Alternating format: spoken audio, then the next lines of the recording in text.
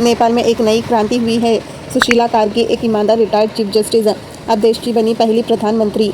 लेकिन ये simple power transition नहीं था, इसके पीछे छुपी हुई है एक यूथ लेड रेवोल्यूशन। 19 लोगों की शहादत और पार्लियामेंट भी dissolve. Hello everyone, welcome back to my channel. आज इस वीडियो में हम समझेंगे कैसे नेपाल में आया इतना बड़ा पॉलिटिकल क्राइसिस, कौन है सुशीला कार्की और आर्मी और प्रेसिडेंट का क्या रोल था और यूपीएससी के लिए क्या लेसन्स निकलते हैं।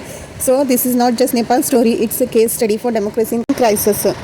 चलिए शुरू करते हैं आज का वीडियो। सबसे पहले समझते हैं historic appointment. 73 years old lady Sushila Karki, जिनकी पहचान है हॉनेस्टी एंड फियरलेसनेस से, नेपाल की पहली महिला प्रधानमंत्री बनी है। उनका सफ़र और भी इंस्पायरिंग इसलिए है क्योंकि वो नेपाल की पहली वुमेन चीफ जस्टिस भी रह चुकी है। उन्होंने जुडिशरी में करप्शन के खिलाफ स्ट्रॉन्ग स्टैंड लिया था, जिसका रिजल्ट है कि आज पब्लिक उन पर भरोसा करती है। ये अपॉइंटमेंट एक सिंबॉलिक मूवमेंट है, women's representation plus anti corruption leadership, a new hope for Nepal. चलिए अब समझते हैं थोड़ा बैकग्राउंड में क्या था। नेपाल में पिछले कुछ महीनों से बड़ी सियासी उथल पुथल चल रही थी और इस बार लीडरशिप किसी पार्टी ने नहीं, जनजी ने ले लिया। स्टूडेंट्स, टेक्सवी यूथ और कॉमन लोग सड़कों पर आ गए करप्शन, मिसरूल और लैविश लाइफस्टाइल के खिलाफ। सितंबर 8 को केपी शर्मा की सरकार ने क्रैकडाउन किया और कम से कम 19 प्रोटेक्टर्स की जान भी चली गई। उसके बाद गुस्सा फट गया, पॉलिटिशियंस के घर चले जला दिए गए, गवर्नमेंट बिल्डिंग्स पे अटैक हुआ, आर्मी को डिप्लॉय करना पड़ा। ये सब देख के शर्मा को भी रिज़ाइन करना पड़ा और अब आर्मी प्रोटेक्शन में है।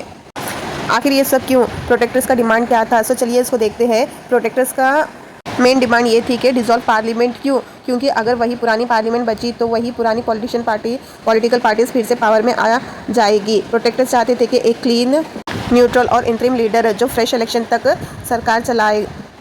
बहुत डिबेट्स के बाद सबने अग्री किया कि Sushila Karki is the best choice. ईमानदार पॉलिटिकल एफिलिएशन नहीं, जुडिशरी से बैकग्राउंड और कॉन्स्टिट्यूशनल अंडरस्टैंडिंग।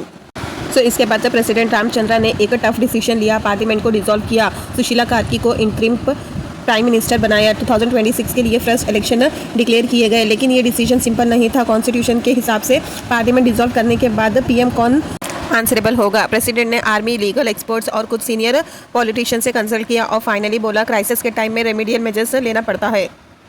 अब समझते हैं आर्मी का रोल कैसा था। आर्मी ने इस बार एक डिसिप्लिनरी रोल निभाया, रूलर का नहीं मेडिटेयर का। लॉ एंड ऑर्डर मेंटेन किया, पॉलिटिशियंस पे प्रेशर डाला, जल्दी से सोल्यूशन निकालो, पावर ग्रैब नहीं किया। ये पॉइंट बहुत इंपॉर्टेंट है, स्पेशली जब हम मिलिट्री कोप्स का ज़माना देखते आए हैं। नेपाल आर्मी ने सिविल मिलिट्री बैलेंस का एक मॉडल सेट किया। अब समझते हैं सुशीला कार्की को कौन से चैलेंजेस देखने पड़ेंगे। अब सुशीला कार्की के सामने 6 बड़े चैलेंजेस हैं। फर्स्ट, कैबिनेट बनानी है। सेकेंड, मार्च 2026 तक फ्री एंड फेयर इलेक्शन करवानी है। थर्ड, सितंबर 8 के किलिंग का इन्वेस्टिगेशन। फोर्थ, गवर्नमेंट बिल्डिंग्स पे जो हमला हुए उनका भी inquiry. Law and order maintain करना, कॉन्स्टिट्यूशनल रिफॉर्म स्टार्ट करना ताकि डेमोक्रेसी स्ट्रांग हो। ये सब कुछ इंटरिम टेन्योर में करना है। क्या वो कर पाएगी? Time will tell, but the public has placed their hope in her. Important, इस पूरे एपिसोड से 4 पावरफुल लेसन मिलते हैं। Youth led movements real changes ला सकते हैं। पहली, महिला पीएम, जेंडर एम्पावरमेंट का सिंबल। आर्मी ने सपोर्ट दिया पर टेक ओवर नहीं किया। हेल्दी डेमोक्रेसी, कॉन्स्टिट्यूशनल फ्लेक्सिबल होना चाहिए लेकिन मिसयूज ना हो।